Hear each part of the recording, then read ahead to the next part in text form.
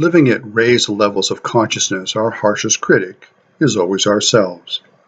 As our awareness increases, we naturally hold ourselves to higher and higher levels of conduct, not only in demonstration, but also in the very thoughts that surface in our mind.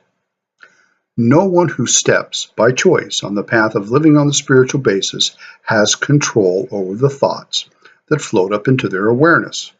No one. What we do have is a toolkit, a spiritual toolkit, so that when negative or destructive thoughts materialize in our mind's eye, we address them in the light of raised consciousness. Now, the mistake routinely made is one of comparison. Somehow the thought is born that we should be further along the path.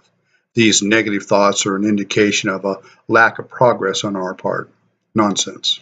A cloudy day is just a cloudy day unless we choose to believe the clouds are an indicator of impending doom. A thought only has power if we choose to empower it. Self-condemnation empowers the negative, invites into our consciousness needless suffering, and restricts, stifles growth. Do not let impatience drive you to despair, to needless wear and tear in your psyche. Our life isn't a race. When a curious thought surfaces, do not waste time trying to figure out where it came from or why it appeared, for to do so opens the door to reflecting morbidly, which should be avoided like the IRS. Upon becoming aware of the discordant thought, gently give it over to God in directed prayer. Later in meditation, we ask God if there is anything additional He would have us see. Remember the lesson of the campfire ember? When a burning ember from the fire lands on our shirt sleeve, if we brush it off immediately, no harm will be done. If, however, we stop to contemplate it on the sleeve, we'll have a hole in it and probably a welt left on our arm to mark our hesitation.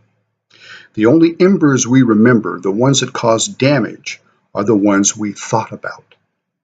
With God's help, brush off those curious negative embers reflexively, remembering the sun is always shining behind the clouds.